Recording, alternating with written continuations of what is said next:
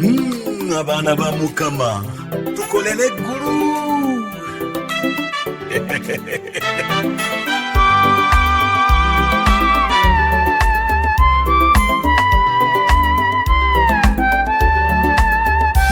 Mukama w'otuulawo nange wenjagala, bwe ndiba ntuse kitange mu maaso go, njagala nkuyimbire oluyimba olw'ettendo n'abakerubi nga nange nkusuuta awamu ne Yesu eyandokola nze.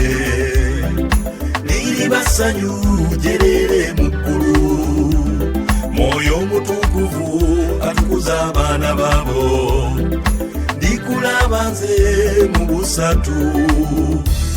Olwo nsagambize taata nga bwe nnyimba, nga mpangudde okufa, nga n'ebinkankanya byonna bikomye.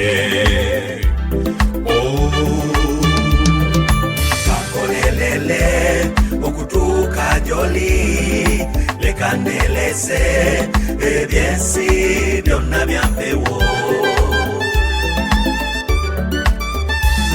Kolerera Sayuni ekyeri mu ggulu, eriba abalonde abalokoka, ng'akaaba ka Yesu ali eyalamula, ng'ali ku mukono ogwa ddyo ogwa Kitaffe. Ekyo kye kinyweza n'embeera mwesimbu, Yesu nga nungamya, Setaani tannimba, apaana. Nze kakolelele okutuuka gy'oli, leka nneelese ebyensi byonna bya mpewo.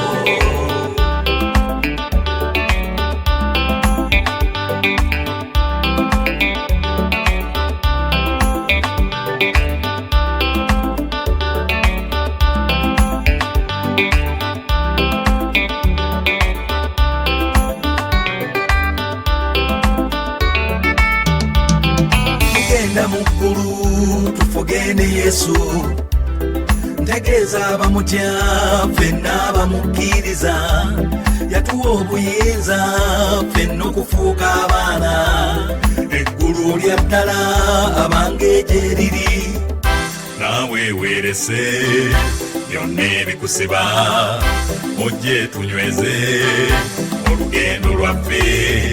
Mukama akyagala nnyo ffenna okulokoka, tasosola mu baana be, jangu gy'ali anakusonyiwa. Kakolelele okutuuka gy'oli, leka nneelese ebyensi byonna bya mpewo. Nga Ibulayimu, Isaaka ne Yakobo nange. Kakolelele okutuuka gy'oli, leka nneelese ebyensi byonna bya mpewo.